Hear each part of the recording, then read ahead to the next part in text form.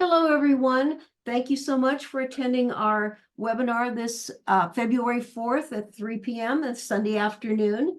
I'm going to turn the meeting actually over to Sharman Gehring. She's our AAUW California Diversity, Equity, and Inclusion Chair. And so, Sharman, go ahead and begin and introduce us to all of our speakers. Thank you, Julika. Thank you, everyone, for being here today. I'm so excited to see so many people, and I know we have viewers from across the country watching.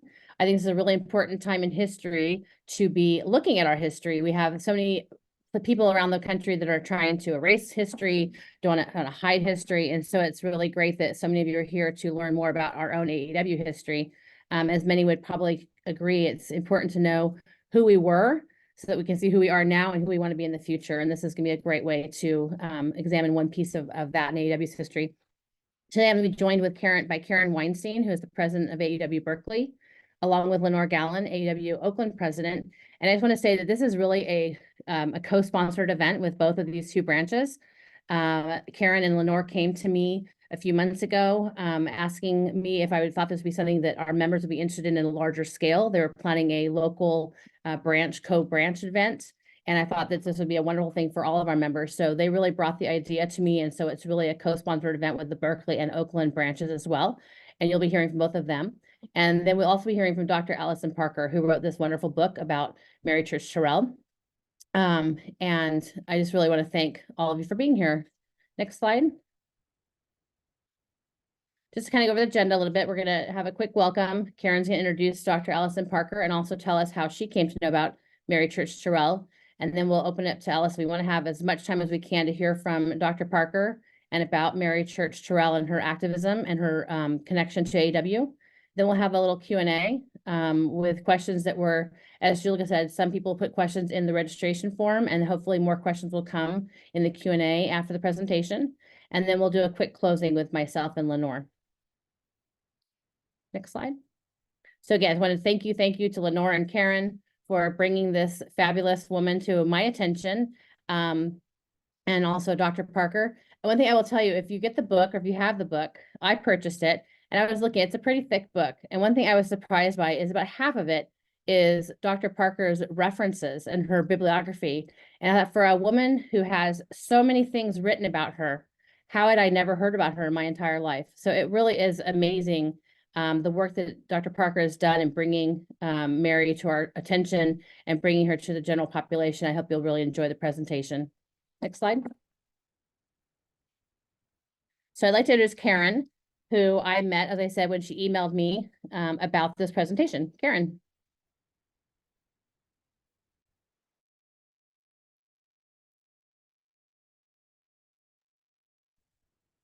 Hey there, Karen. Karen, please unmute and activate your video. Start your video. Thank you.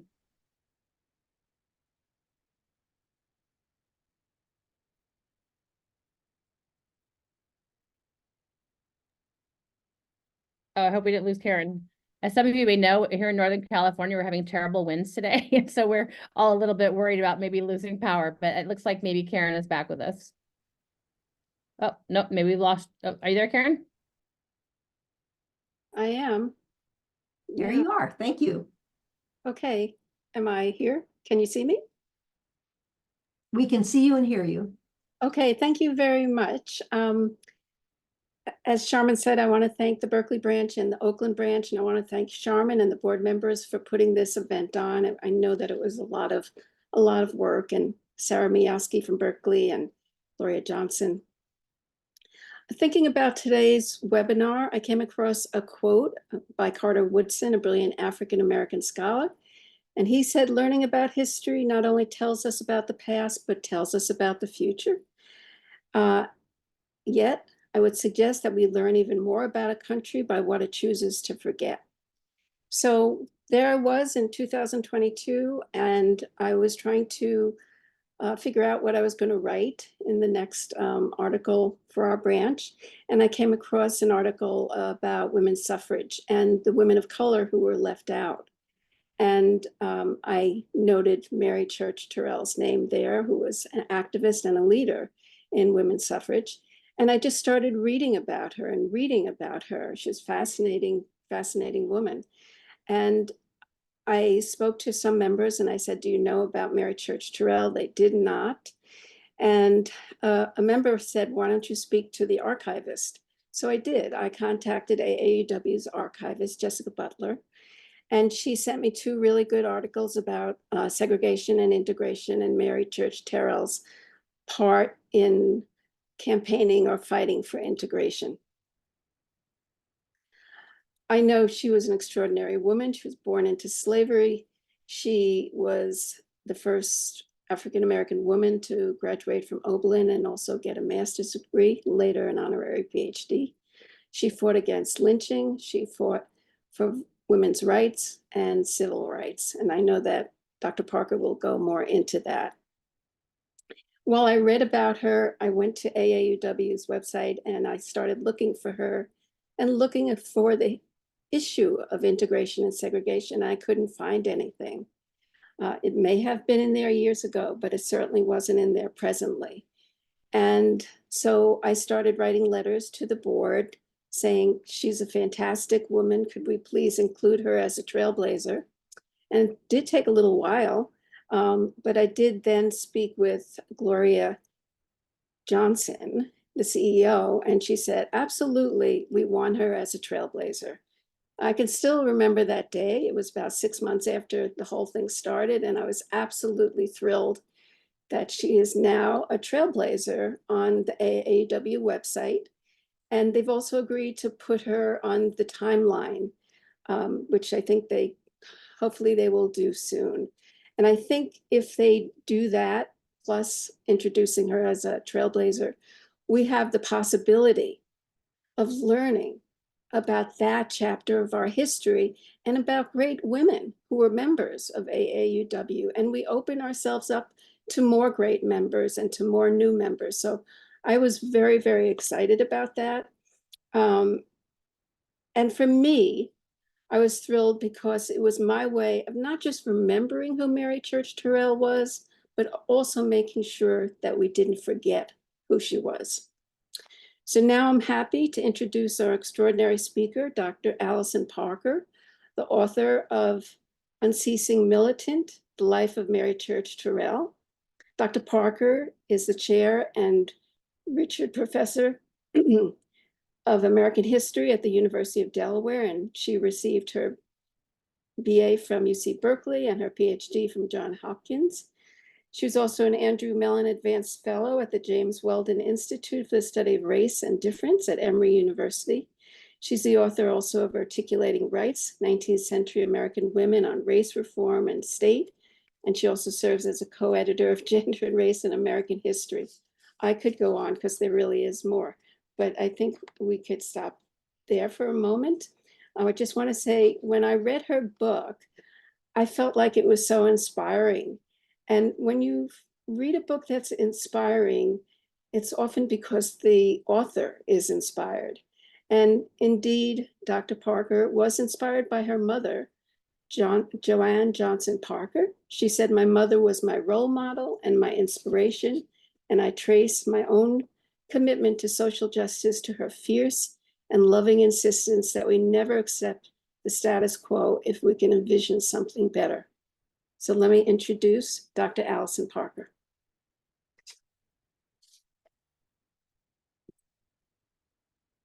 Thank you very much. I really appreciate that. Let me try and share my screen.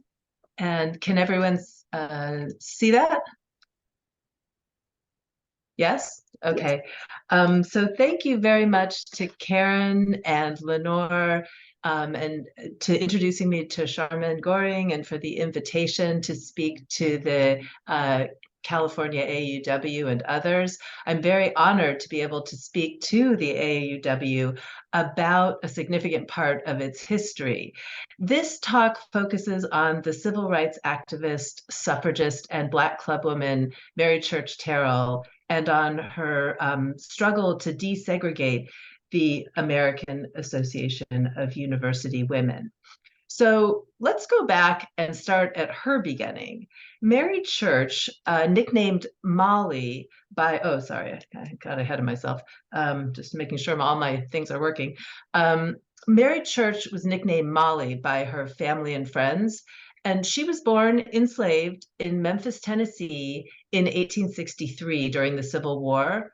Her enslaved parents' mothers were both enslaved women, whereas their fathers were white enslavers. So just to clarify this, Molly's grandfathers were white slave owners. After the end of the Civil War, her mother, Louisa Ayers Church, opened up a hair shop for wealthy white women, and her father, Robert R. Church, opened up a saloon. Both did well as small business entrepreneurs, although resentful, rioting whites shot her father in the back of the head and left him for dead during the Memphis Massacre of 1866. Just before her 8th birthday, in the fall of 1871, her parents sent Molly away to be educated in the North. Their daughter was an exceptionally smart child and a quick learner, and Reconstruction-era Memphis offered only a single inadequate school for Black children. To give her daughter the best education possible, Louisa chose the model school affiliated with Antioch College in Yellow Springs, Ohio. Molly's mother made a good decision. Fate surely smiled upon me when she influenced my mother to send me to a school for children connected with Antioch College. When I contrast what my educational foundation would have been if I had remained in Memphis and been sent to the school for colored children, poorly equipped as those schools were then, with what it was in this model school, I lift up my heart in gratitude to my dear mother for her foresight and for the sacrifice she made in my behalf. Molly also appreciated her ambitious mother for paying an Antioch college student to tutor her in German, since she believed that children should learn at least 2 foreign languages. Molly's time at Antioch Model School was generally good, although she was sometimes the target of racist taunts. Remembering the terrors of slavery as told to her by her maternal grandmother, Molly vowed to prove through her own academic achievements that African Americans could overcome their history of slavery and subjection and be recognized as full citizens. She did so well that academically, that her parents, expecting that she would one day attend Oberlin College, moved her to Oberlin, Ohio, when she was 12 years old to attend the public schools there. Molly Church enjoyed herself with her friends. As she described it, while I studied hard at Oberlin College and availed myself of all the opportunities afforded, I did not deprive myself of any pleasure I could rightfully enjoy. She especially loved doing silly pranks and dancing with her white and Black friends there. Her dear white college friend of 75 years in the end, Janet, or Nettie McKelvey Swift, told of first seeing Molly Church during the social hour after dinner. Nettie was attracted by pleasant voices and laughter and fascinated by the central figure. She was evidently the admiration of her group of men and women students whom she was entertaining in the inimitable way which throughout her life was the great gift of Molly Church. Determined to graduate from college with a bachelor's degree, Molly took the classical 4-year gentleman's course at Oberlin College rather than the typical 2-year ladies course. Effectively, that was like teaching a certification, which the very great majority of women, Black or white, enrolled in. Molly Church was often the only woman at Oberlin enrolled in fields of study considered exclusively for men. Her friends pointed out that Latin and Greek were hard and that it was unnecessary, if not positively unwomanly, for girls to study an old dead language. Worst of all, it might ruin my chances of getting a husband, since men were notoriously shy of women who knew too much. Molly wanted to marry and had to ignore the common belief that higher education damaged women and made them unmarriageable. She worried that the naysayers could be right, but she chose to take that risk and defy convention. Enjoying her gift for languages, she refused to restrict her studies on the basis of sex, just as she resisted racist prescriptions throughout her life.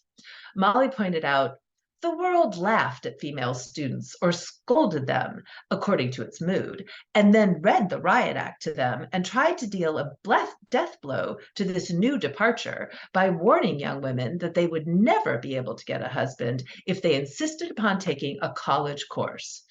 She happily noted, lo and behold, it was discovered that women who have studied the higher mathematics, philosophy, and Greek make affectionate wives, fond and devoted mothers, safe, sane, and conservative cooks.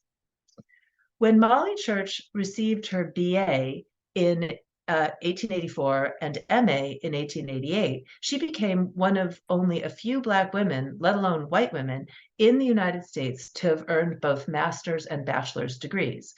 She began teaching at Wilberforce University in Ohio, and then went on to teach Latin and Greek at the best public school in the country for African Americans, Washington, D.C.'s Preparatory Colored High School, as they called it, or M Street High School. Her now wealthy father, who had become a real estate developer, agreed to finance a 2-year study abroad for her in Europe after her first year of teaching in Washington, D.C., during which time she was visited by her mother and brother. Upon her return, she was ready to take a leadership role in Black women's clubs, suffrage activism, civil rights, and education leadership as the first Black woman appointed to a board of education. In addition, she had found a husband who was proud of her high level of education and encouraged her leadership. So Robert H. Terrell had spent his first 7 years of life as a slave, but he had graduated with honors from Harvard University. He was, when they first met, chair of the Latin department at M Street High School. He ultimately became the first Black federal judge, so they were a true power couple. By virtue of having graduated in 1884 from the predominantly white Oberlin College, which was on the AAUW's list of approved colleges and universities, a young Molly Church had automatically received a membership invitation to the AAUW. She joined after she settled in Washington, D.C. As many of you know, the AAUW was formally established in 1882 to provide white college-educated women with a social network and to promote educational and professional opportunities for women. White women created organizations for politics, education, reform, culture, and social networking. In these organizations, they had persistently resisted integration, prioritizing whites-only social networking, and repeatedly spurning and humiliating African American women who hoped to join their associations. Sometime after 1906, Terrell let her AAUW membership lapse, mainly because very few African American women were welcomed into the District of Columbia branch. As more Black women began earning bachelor's degrees, the national AAUW kept most of them out by barring from membership all graduates of what we now refer to as historically Black colleges and universities, or HBCUs. In response, Terrell had invited 12 other college-educated Black women to gather at her home in 1910 to found an alternative to the AAUW, which was the College Alumni Club, which was a national professional networking and advocacy association open to all Black female graduates, whether or not it was a predominantly white institution. In addition to providing networking opportunities, the club aimed to improve access to quality higher education for Black students. Now I'm going to ask you to jump ahead with me for a few decades to after World War II, since that's when our AU story takes place. I wanted to show you her educational background so we could see why she would be in the AUW. And then now we need to move to after World War II. After it ended, in spite of African Americans' overwhelming support of US war efforts at home and abroad, segregation and discrimination remained a part of the fabric of American laws and culture. On the social level, white women continued to resist racial equality by maintaining segregated organizations. Yet, seeing the horrific consequences of the racist ideologies of the Nazis, some progressive white women began questioning racial discrimination in their own social clubs and lives. Some members of the American Association of University Women, for example, became critical of the discriminatory practices followed at most AUW branches, including the denial of otherwise qualified Black women from membership.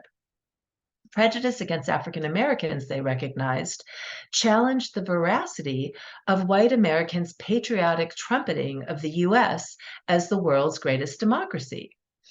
Molly Terrell's old college friend, Nettie Swift, had moved to Washington, D.C. in 1939 and joined the local AAUW branch. In between, they had both attended Oberlin College reunions over the years.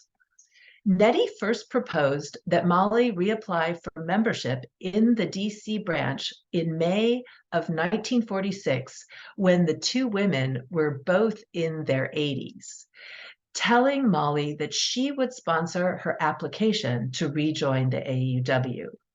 Nettie Swift and other progressive white women sometimes invited their college-educated Black friends, including Terrell, to dine with them at the DC AAUW clubhouse, which also just happened to be the site of the national headquarters.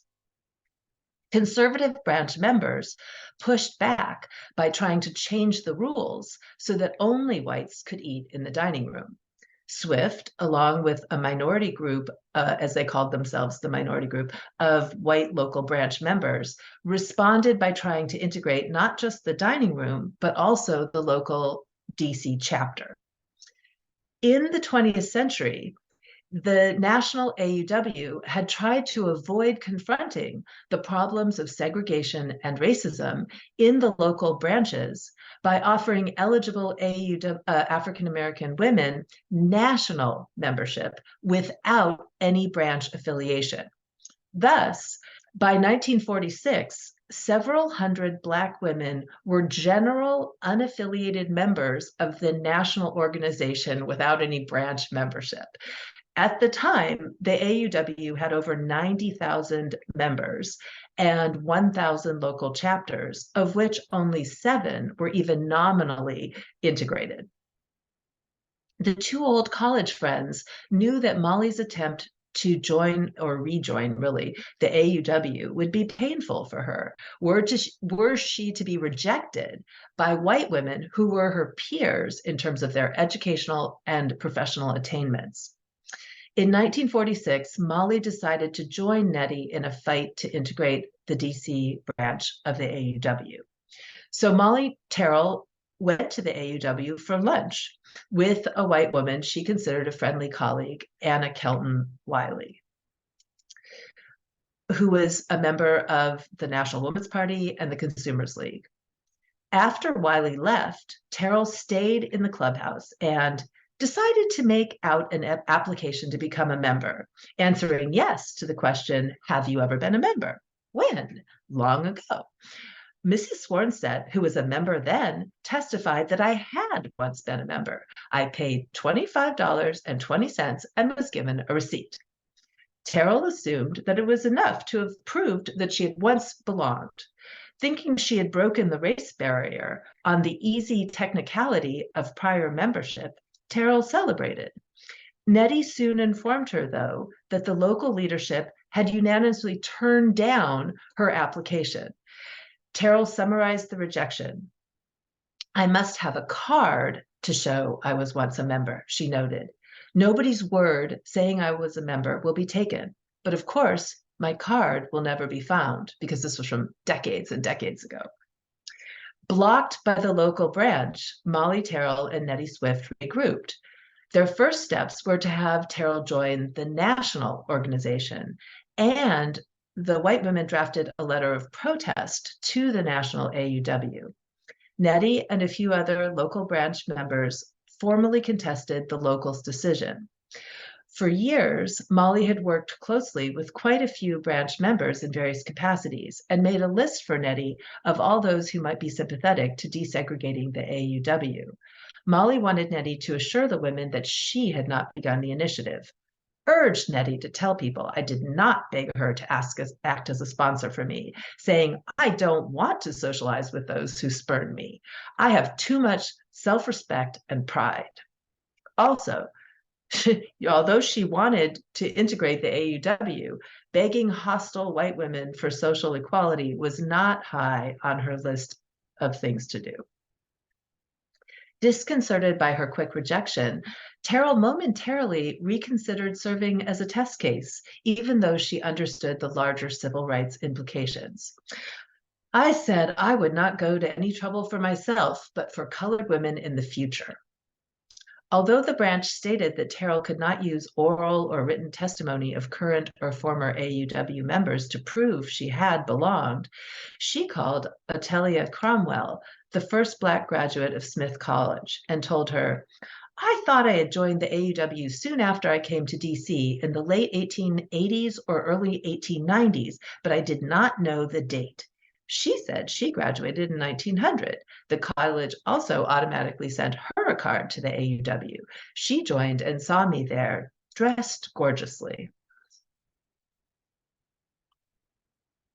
The AAU board would not have taken the testimony from another Black woman as proof, but it helped Terrell to corroborate her count when she was feeling under siege.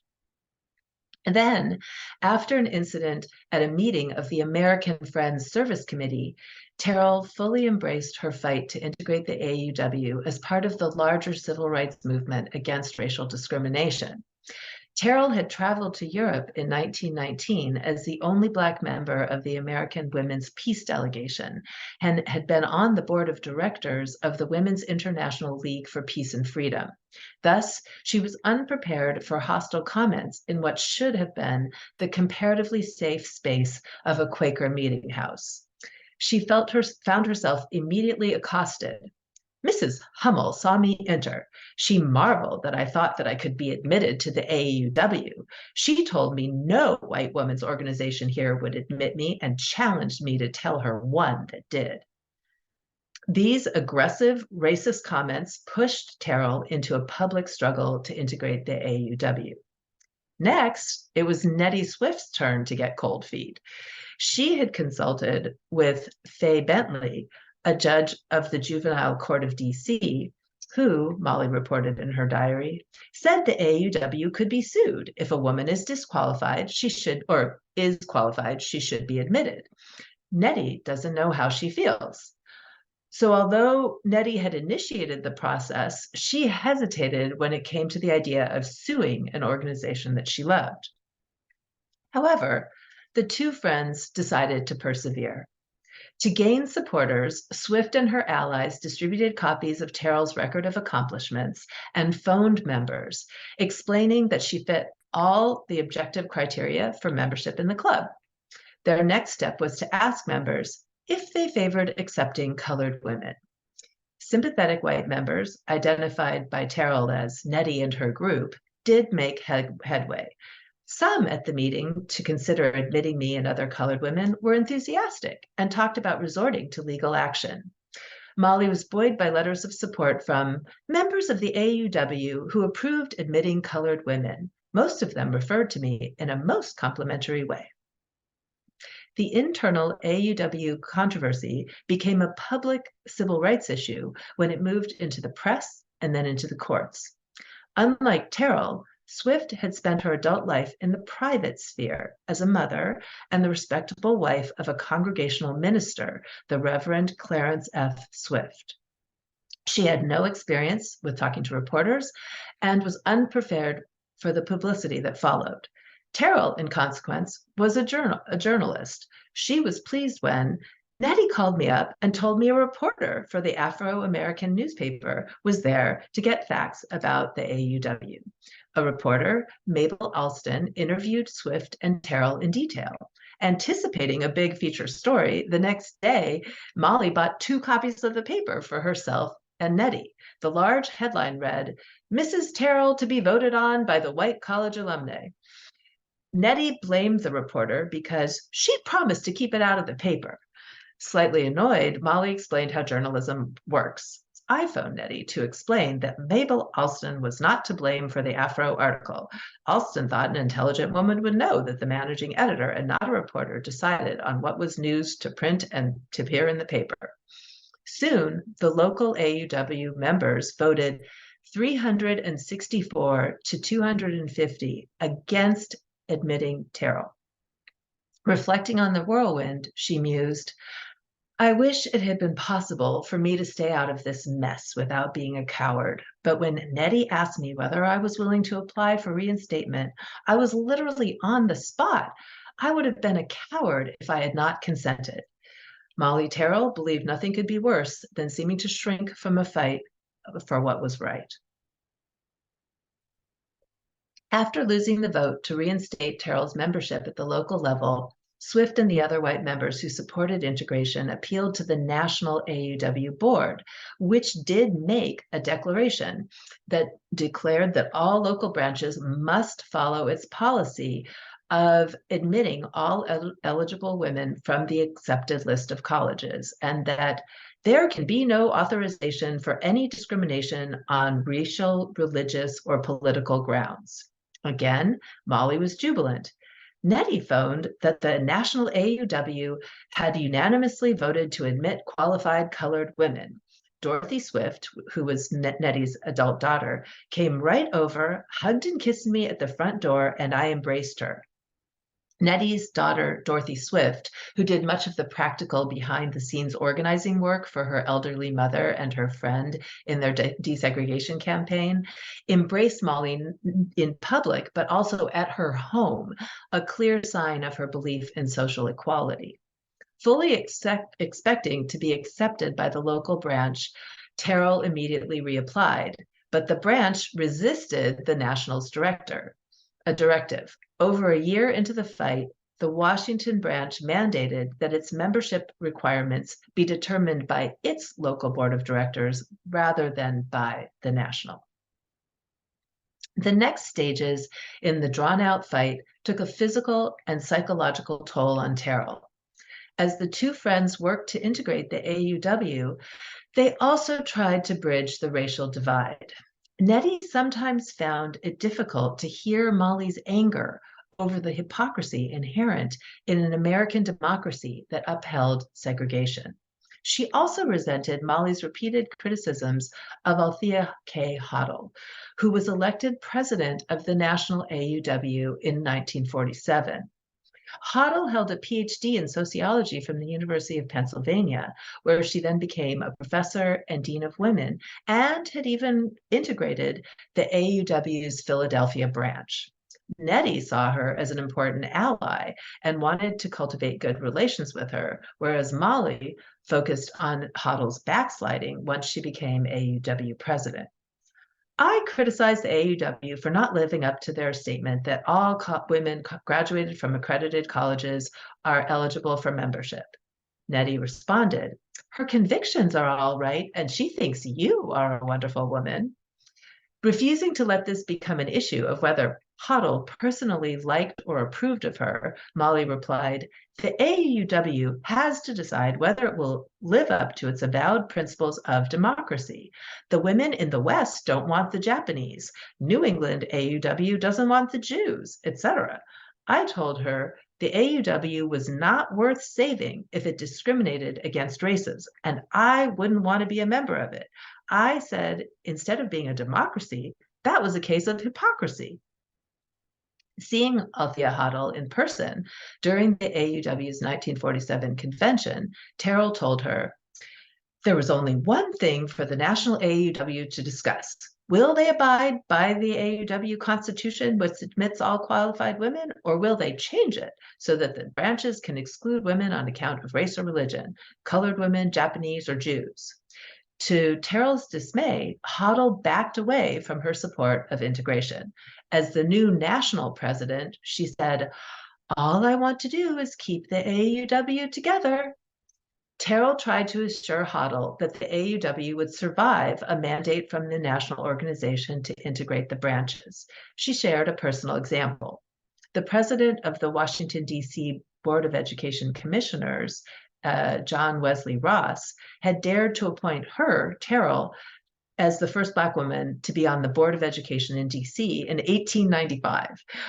Although the dominant group threatened him and said no self-respecting white woman would serve on a board with a colored woman, Commissioner Ross did the right thing and there was no trouble.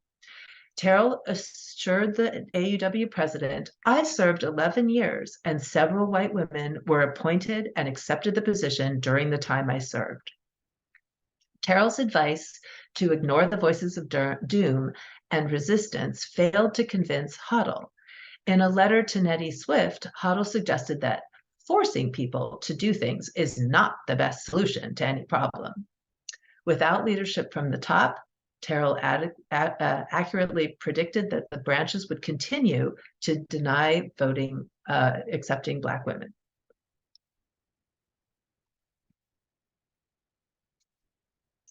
Nettie's discomfort with Molly's assessments of the current state of American democracy led her to ask Molly some unexpected, insensitive, and even racist questions. Nettie asked her, "Why do you stay here?" Molly understood the question as implying otherness, that Nettie did not see her Black friend as truly American. Too shocked and flummoxed to immediately reply, she later tapped into a long and honorable tradition of critical patriotism, explaining, "I stay here as William Lloyd Garrison did." Garrison, the white radical abolitionist, had publicly burned a copy of the US Constitution, insisting he was a true American patriot who condemned its compromise, allowing slavery in the new republic as a violation of the core principles of both the Bill of Rights and the Declaration of Independence. Molly stayed in the country of her birth because she understood true patriotism as requiring outrage over the nation's betrayal of its core principles. Nettie followed up with her first question with yet another insensitive one. "Where could you go?" Molly replied, "I could go to Norway, to Sweden, to England, although white soldiers of the USA have poisoned the minds of Europeans against us." The two women's interracial partnership to desegregate the AUW strained their friendship and pushed both to new understandings as they confronted what it meant to criticize the country one loves, especially if one is not a white American. The stress of their struggle to integrate the AUW led to conflict between the two old friends as Nettie continued to make comments that took Molly off guard. After one visit, Molly recorded in her diary, "She asked me whether I could prevent Howard University's president, Mordecai Johnson, from asking to have colored colleges accredited by the AUW. I told her I could not." So Nettie was asking Molly to help ensure that AUW membership would not extend to the significantly larger number of African American women who graduated from Black colleges and universities, rather than from the very few who graduated from predominantly white ones like Oberlin or Smith. Dismayed, Molly refused. In 1948, the local DC branch sued the national AUW to maintain its right to discriminate. Molly joined Nettie and Dorothy Swift in federal court to hear the oral arguments in the case. She recorded, "The Washington Evening Star photographer takes picture of Nettie and me. Real red letter day. I met the lawyer for the Washington branch," which was fighting for integration, against integration. "I hear you are a very fine person," he said. Molly reported that her friends resented the attorney's hypocrisy for complimenting her, even as he was trying to exclude her and all other Black women from branch membership. Putting the AUW's general director, Catherine McHale, on the stand, the lawyer for the branch posed questions designed to stir up anxieties in the virulently anti-communist climate of post-World War II Cold War America. Never mentioning race at all, he provocatively asked if the branches must accept all eligible women, even if that meant accepting 10,000 communists or a woman who openly and notoriously advocated the overthrow of the United States by force and violence. During oral arguments, Terrell sensed that the Chief Justice of DC's United States District Court, Belitha Laws, favored the lawyer for the Washington branch. Perceiving racist intolerance, Molly wrote in her diary, "He cast a look upon me when he saw me in court the first time, which bodes me no good." She was right. Judge Laws ruled for the local branch in 1948, determining that the national AUW's longtime acceptance of segregation at the branch level meant that formally revising its bylaws was the only way to bring the locals into line.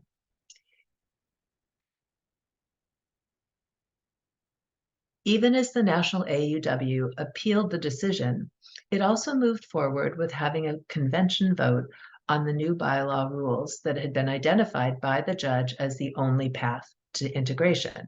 President Hoddle wrote to the AUW's general director, "I'm fighting mad now, and between you and me, Judge Laws will have his bylaws changed if I have to stump the country," which she did. But Hoddle also strategically shifted the focus of the debate for AUW members, framing it as an issue of national control rather than a moral crisis over racial justice and integration.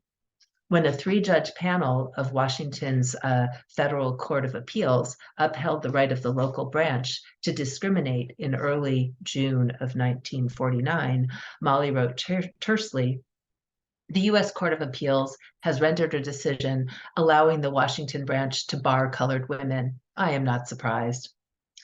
The AUW moved forward with bringing its bylaws revision to a vote at its national convention in Seattle later that month.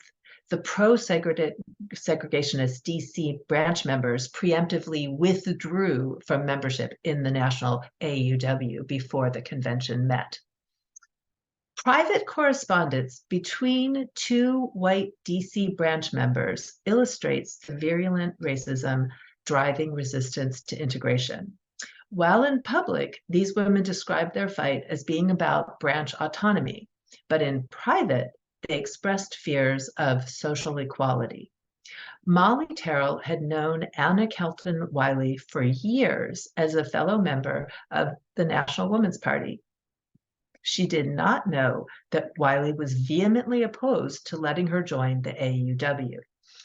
Terrell had no idea that this woman, with whom she had attended lunch at the AUW headquarters when she first reapplied for membership, and whom she considered to be a friendly colleague, was expressing overt racism behind her back. Despite referring to Terrell as a very fine woman, Wiley framed the locals' vote to leave the AUW in overtly racist terms. Segregation is the only method we have of protection from intermarriage of the races. A fear-mongering Wiley asked her correspondent, another white local AUW member, "How would you like to have a Negro grandchild?"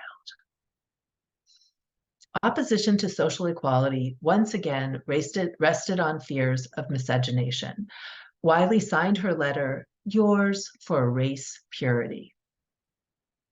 On June 22nd, 1949, the AUW voted overwhelmingly at its national convention to open membership to all women who met the educational requirements. This included African Americans, Jews, and women of Asian descent who were all variously excluded by local branches.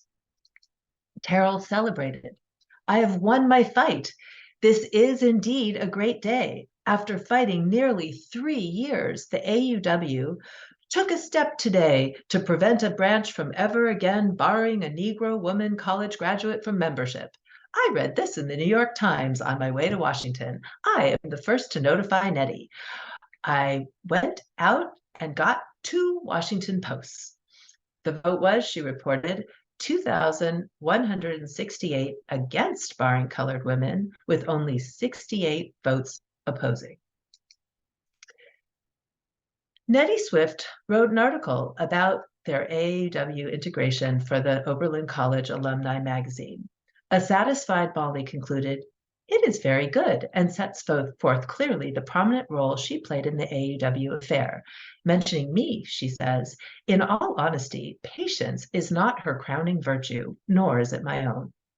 Also, Molly Church's mastery of the English language is phenomenal, and at times, during the long period of suspense, I often wondered whether our telephone equipment would collapse under the torrents of impatient eloquence which assailed the wires. It was a long, trying strain, nervously and spiritually.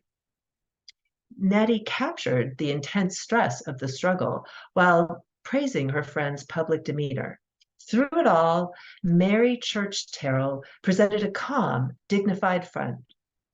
Dr. Terrell victoriously upheld her Oberlin training and the honor of the Oberlin doctorate conferred upon her in 1948. A contented Terrell concluded, "I enjoy that praise." The change to the AUW was far greater than the token integration that might have ensued had Terrell simply been allowed to renew her lapsed membership. Nettie and Dorothy Swift and their local allies formed a new integrated AUW branch in Washington, D.C. 50 college-educated African-American women, including Terrell, immediately joined. Terrell gladly reported, "Many colored women attend meeting. Most interesting meeting of AAUW." Just before Molly Terrell's 86th birthday, the new AAUW Washington branch met to elect officers. She celebrated. "Nettie and I embraced when we saw each other. This was a historic and special moment for the two old friends." After Nettie spoke to the assembled crowd, Molly congratulated and thanked Nettie and the minority group for the fine work they had done to make that meeting possible, said they had worked to make all women all over the world beneficiaries of their struggles and battles.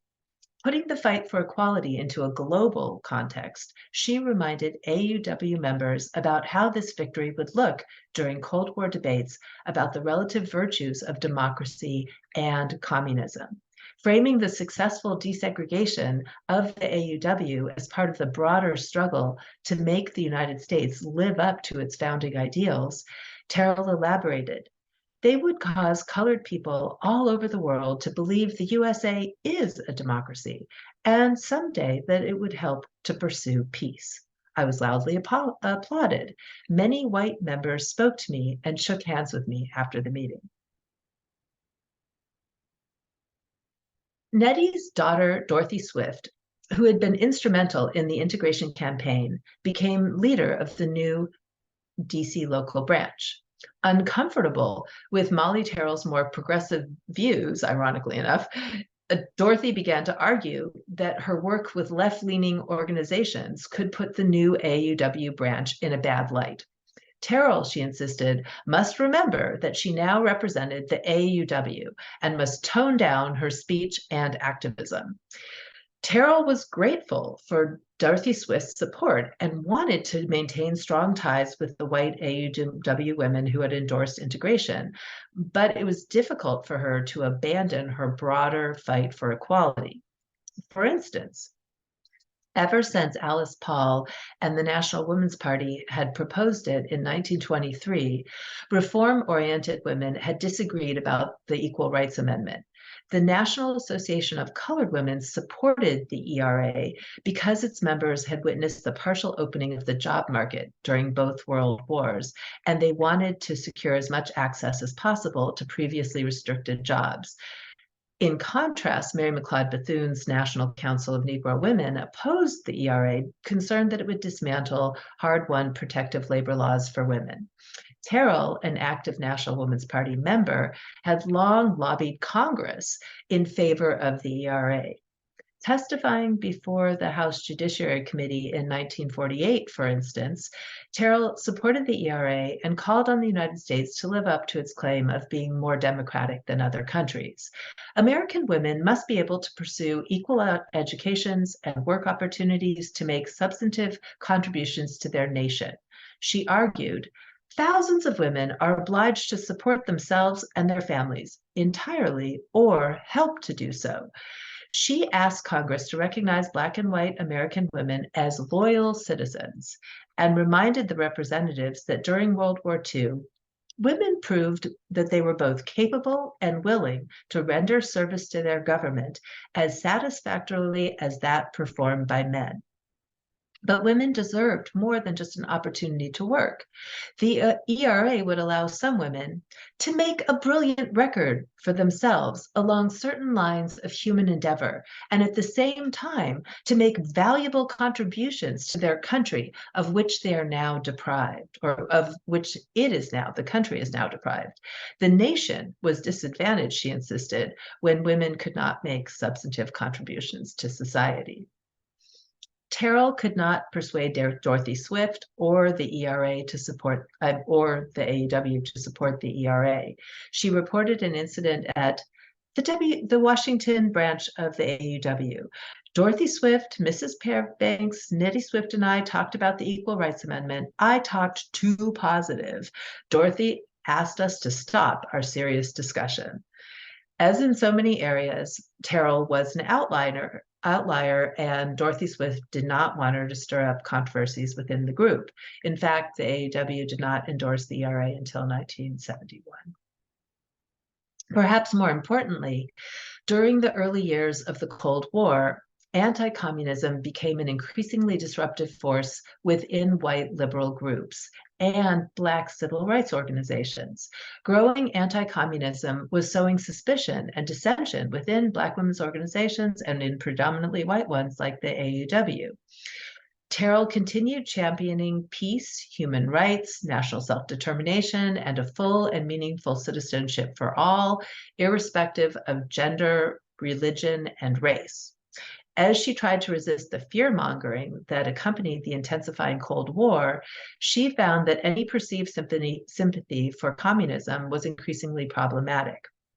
National and local AAUW officials were afraid because before World War II, the House Un-American Activities Committee, or HUAC, had opened a file on the AAUW, alleging that it associated with other potentially subversive organizations, such as the National Consumers League and the League of Women Shoppers, which promoted minimum wage, maximum hours, health insurance, and other policies that were eventually designated and these groups were eventually designated communist fronts by the federal government. Like some other AAUW members, Terrell was an active member of the League of Women Shoppers, which supported strikes by local unions. In the midst of her AAUW battle, Terrell was also serving as a voting board member of a controversial group, the Council on African Affairs. The group supported anti-colonialism and Pan-Africanism, but was also accused of being pro-communism. Terrell explained, "I am not a communist, but I am grateful to people who believe that we should have equality of opportunity and all of our rights."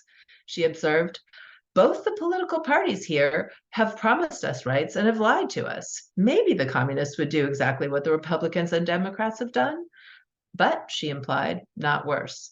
This did not make the AAUW more comfortable with her politics. In the same month, June 1949, that the AAUW changed its bylaws, the executive secretary of a communist-sponsored group called the Civil Rights Congress asked Terrell to lead an integrated test group to eat at a restaurant in order to legally challenge segregation in the nation's capital. She attended the meetings that created the group's new coordinating committee for the enforcement of the DC anti-discrimination laws, and that's her in the middle with the white hat, but initially wavered on the level of her involvement because she feared bringing attention to the AAUW since the Civil Rights Congress was on the Attorney General's list of subversive organizations. Nonetheless, in October 1949, she agreed to become the chair of this committee. By this point, Terrell's AAUW desegregation battle had been won, and she was ready to move on to the next fight. Resisting heightened anti-communism, Terrell gladly took on a significant leadership role in a revitalized Black freedom struggle. The fight to integrate the AAUW had been long and painful, but ultimately successful. It signaled that the campaign against segregation and for equality was progressing. Thus, Terrell was determined to move on in more new directions to achieve it. But that's a story for another day. I'm happy to answer any questions you might have. Thank you. And I'll stop sharing. Wow. I'm exhausted, and then thinking that she was in her 80s and 90s when she was doing much of this work is just amazing. Yeah. I think that speaks. We have a lot of women at AAUW who can probably relate to that. Karen, do you want to come unmute yourself and we can ask some questions?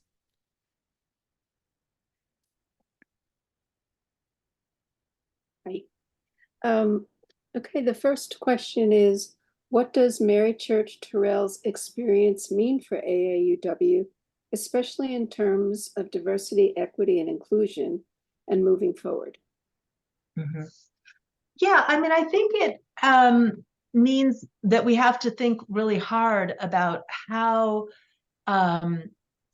we're thinking about equity and inclusion, and that we need to be really conscious of the ways that there's subtle biases, all kinds of what we might call microaggressions, inabilities to really see where the problems lie. And I think the diary entries that she had about her conversations with her best ally in the AAUW, which was, Nettie Swift, really shows how complicated it was, because Nettie had all the right intentions, but she still didn't quite get it right all of the time. And that didn't mean, though, that she gave it up. And she, in fact, was always persistent in trying to be sure that she continued to confront the issues, continued to push. And one of the reasons why I called the book Unceasing Militant was because she spent her entire life fighting for these issues, and experiencing racism did not deter her. It just increased her motivation to take it to the next step. So I guess that's my answer to that. Thank you. Thanks, Allison. So we had a question from before the registrations of when did AAUW become more inclusive? And I think that's kind of a difficult question because there's been several times over history when we've become more inclusive, right? We talked about how at the beginning there was only certain colleges where women could become members of AAUW if you belonged to certain colleges, and then that expanded, as you discussed, and then we extended in 1949 to allow women of color. As many members know, we changed our bylaws again in 1987 to allow men, and then again in 2005 to allow women with a 2-year or an AA degree or equivalent. So we've been, looks like we're slowly moving to be more and more inclusive over the course of the last 143 years. Would you agree with that? Yeah, definitely. It's a slow and complicated process, because I do think that one of the people who asked a question was saying, when did these changes happen? And I do think that the first thing in 1949 didn't include historically Black colleges and universities. So it is an incremental set of steps that were happening. This that I just described to you today is a chapter of the book that I already wrote, her biography, Unceasing Militant. So her life was so incredibly long, and she did so many things that I could only spend one chapter on the AAUW. But it was fascinating to learn about that, especially since it did come so late in her career as an activist. And it really, there's some parts that I had to leave out where the AAUW was in a very awkward position, because some of the members, a woman named Emily Morrison, her husband was actually on the target of the HUAC, the House Un-American Activities Committee, and they had Emily Morrison interviewing Mary Church Terrell to see if Mary Church Terrell was a communist, whereas it was actually this other woman whose husband was being investigated. So the dynamic was really complicated. And the AAUW member, Emily Morrison, wrote to the National and said, oh, I think she's bad news. She seems like a communist to me. But of course, in some ways, it seemed like she was kind of trying to deflect attention away from her own husband and herself. So it's not an easy story. There's lots of little complicated pieces to it, but it does show that for Black women especially, charging them with anti-communism was a way to basically devalue and upend the civil rights movement after World War II. But white women got caught in this too, and were afraid of being seen as too progressive, because being progressive might be communist. So that's also, part of the dynamic that I was trying to describe. We have another question. Without the lawsuit, would integration in AAUW been possible? After joining, was there any snubbing or ostracism that went on that you were aware of? In terms of the lawsuit is interesting because first, Mary Church Terrell actually wanted to do the lawsuit. She wanted to initiate the lawsuit. And so she went and talked to some progressive left lawyers who had started a new integrated law firm in DC. And she was asking this lawyers guild if they would help her. And so she was thinking that she would be the one to initiate the lawsuit. But instead, ironically enough, it was the Washington, D.C. branch that initiated that suit. And their desire was to continue to be able to discriminate. And so they did win all the way up to through the appeals process. So in that way, I guess you could say perhaps it did serve a purpose because it forced the national organization to change the national bylaws. And so if you hadn't had the lawsuit from within, so this wasn't just a story about Mary Church Terrell, right? There are these white women within the organization who are on both sides, the pro-integration and the pro-segregation sides, who are doing their own maneuvering. And in that process, they're forcing the national organization to take a stand. And so that's why in the end, the president of the AAUW, Hoddle, has to go out there and basically lobby all of the AAUW chapters to come into the fold and agree to change the bylaws at that national convention. So yes, the AAUW lawsuit that the local branch did is important because it kind of forces their hand and doesn't allow them to keep doing what they had done for so long, because they basically had tried to kind of maneuver by saying, we'll accept Black women from predominantly white institutions in our national organization, and you at the local level do not have to worry about it because you don't have to have them in your national groups, right? In terms of this question of snubbing of Black women afterwards, to be honest, I'm sure it happened. But I also know that Black women worked really hard to fight to be in these spaces and to make them as inclusive as possible. And so they were probably pretty prepared, given that there had been this huge national fight. They knew this wasn't going to be easy. And I doubt that it was. But I stopped my research on the AAUW with the moment in 1949 when Terrell doesn't end her affiliation with the AAUW, of course, but when she kind of switches over into this she actually has two huge fights that happen after the AAUW. That's just, not at all the end of her like late 80s and early 90s activism, because she does the successful fight through a successful lawsuit and boycotts and picketing of the segregation in restaurants and theaters and stores in DC in 1953. She wins a US Supreme Court case. But the reason why we don't know about that case, the Tompkins restaurant case, is because it only applied to the District of Columbia and not to the states. So it's the next year that the Supreme Court takes on the case of Brown v. Board. And that's when desegregation of schools becomes an issue that the Supreme Court applies nationally.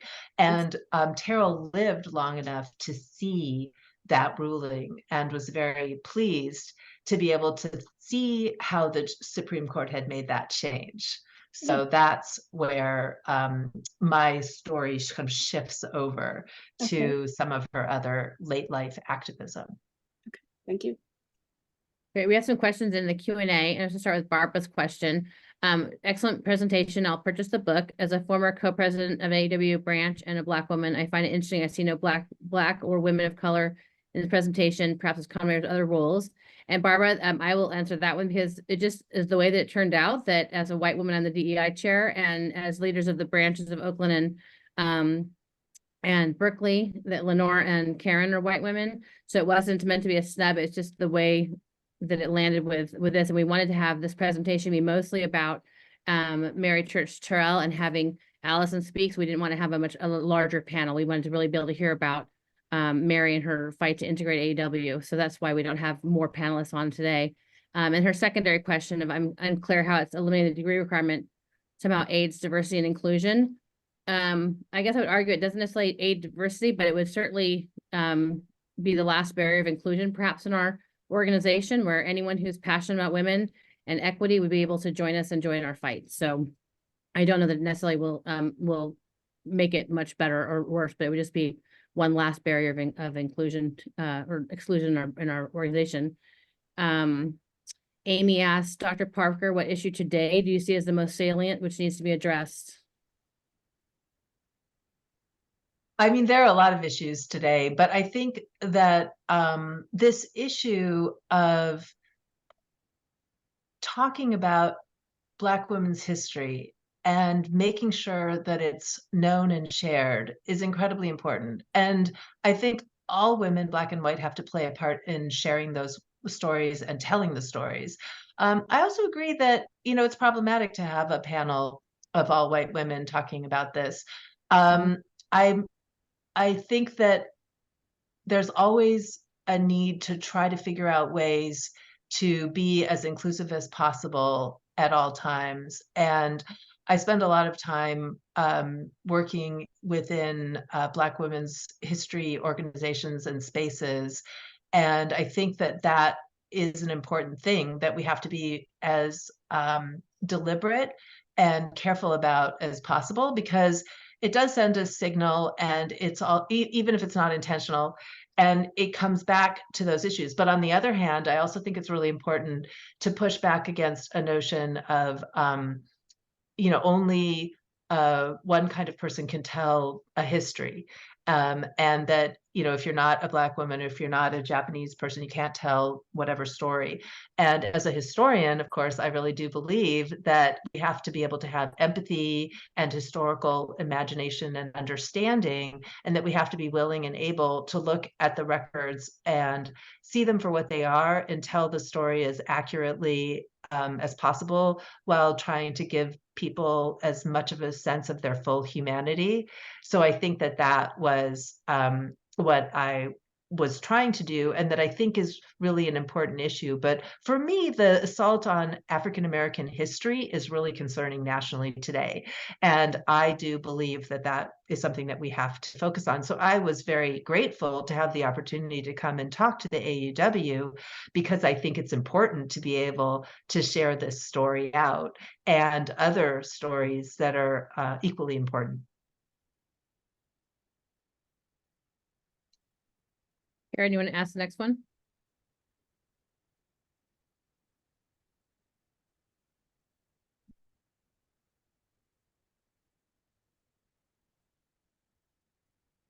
I can't hear. Okay, unmute Karen. Okay, from Sarah Miyazaki, did Molly have children?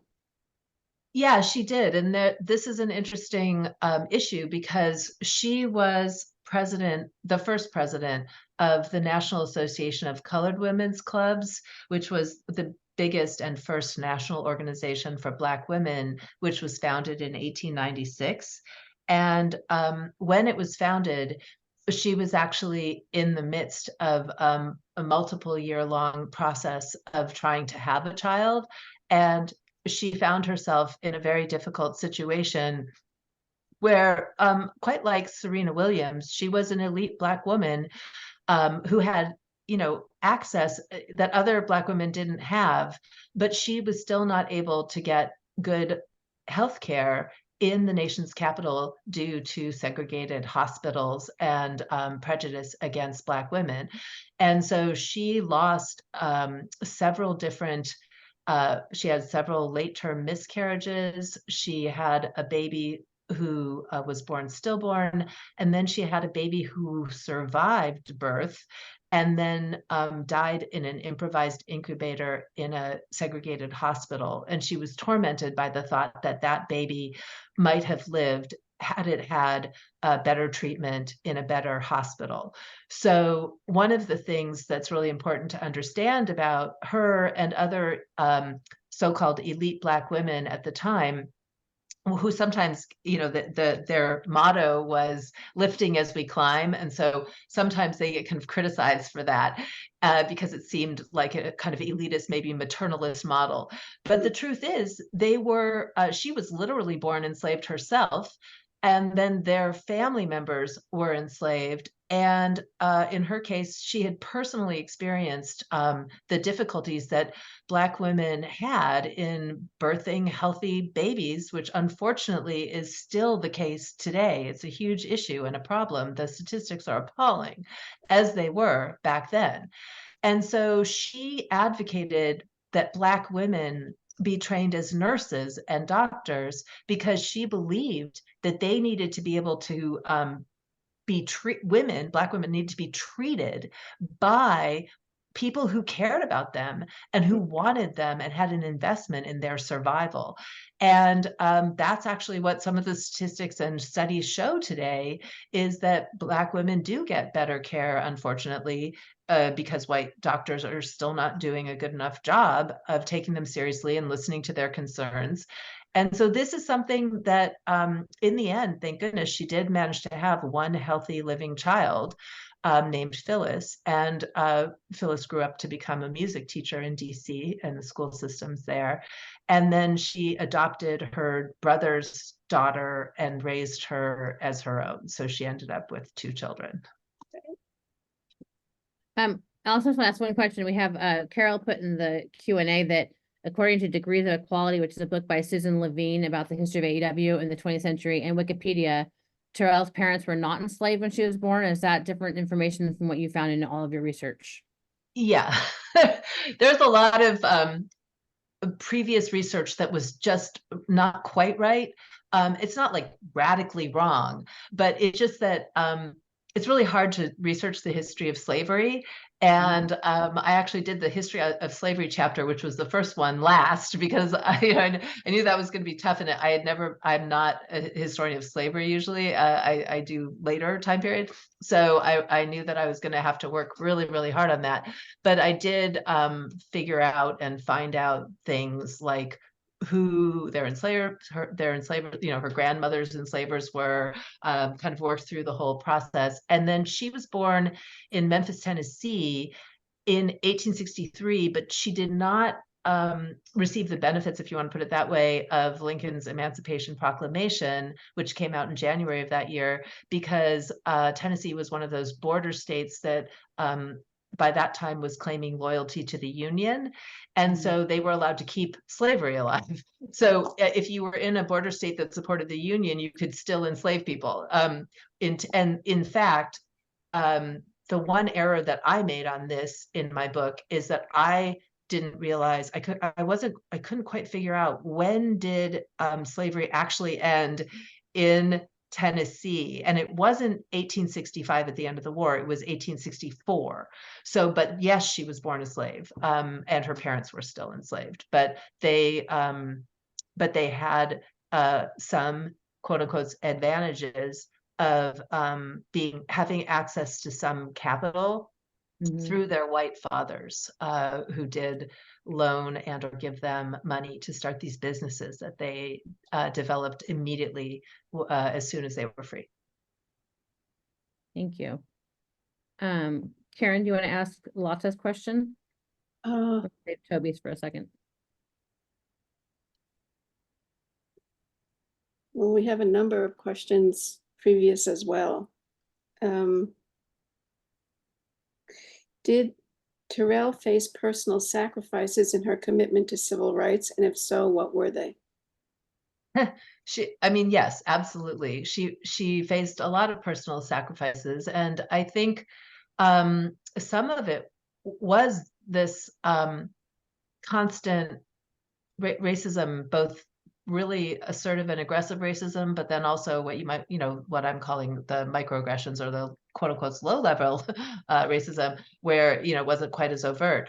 And she decided that because of her elite education and, the fact that she had become a professional woman and a club leader and a civil rights leader, that she felt a responsibility as what they called a race woman to be able to speak for and try to push forward civil rights for all Black women.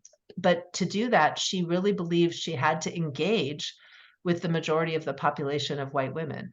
And so she didn't feel like she could do this all on her own. So she was the leader of a Black women's organization, the National Association of Colored Women, and she was a co-founder of the NAACP. But she also felt that she had to join these white women's organizations. And that's where a lot of the personal sacrifice comes in, because that's where she has to kind of deal with all of those difficult interpersonal relationships throughout her life.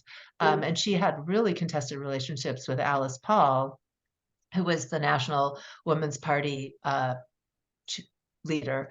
But she never gave up on working with Alice Paul because she saw that Alice Paul was making inroads and doing things in a way that she appreciated. So, for example, Alice Paul wrote the Equal Rights Amendment.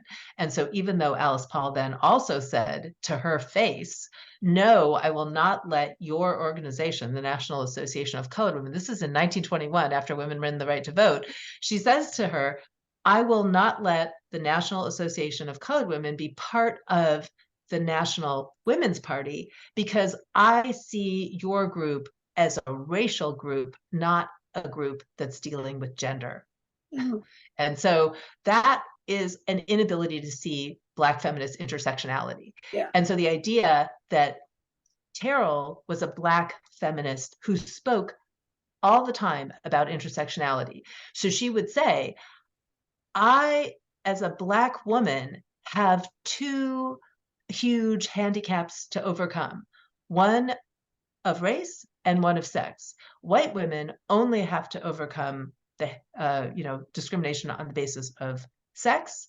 Black men only have to overcome discrimination on the basis of race, but Black women have to deal with both. And so this intersectionality is what she is trying to express, and she's constantly calling out white women on their racism. And so she talks to them a lot about what they're doing wrong in a way. And one example of that is she writes a big article in it gets basically into Washington Evening News and then the Washington Post, and then gets syndicated nationally in 1923 when she protests against this US Senate vote in favor of supporting a United Daughters of the Confederacy proposal to build a Black Mammy monument, as they called it, on the National Mall. And she said that is an untenable, completely unacceptable idea that no Black woman will ever support because it's an insult to us and our grandmothers and our relatives and everybody who had to sacrifice taking care of their own child to take care of a white child because they were forced to. And so white women were trying to push this whole thing about the monuments and doing that. And it was the Black women who had to say no. And so these are examples of the kinds of things that she's always trying to do. Thank you. Can't hear you. Sharman, you're still on mute? Sorry, my internet went out. So I'm on my phone.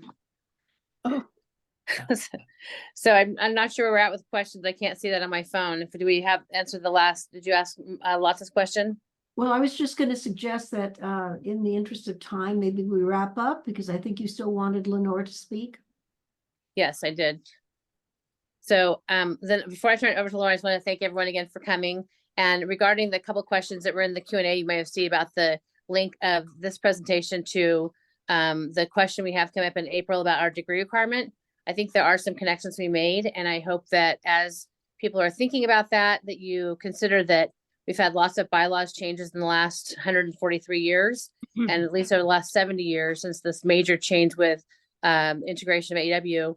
We still are the same organization advocating for women and girls and education and more opportunities for women and girls and pay equity. And we haven't changed our organization that much in terms of focus, and I don't see that changing again. So I'm going to turn over to Lenore to finish us up for the day. Thank you. Thank you. So we've come to the conclusion of a two-part program.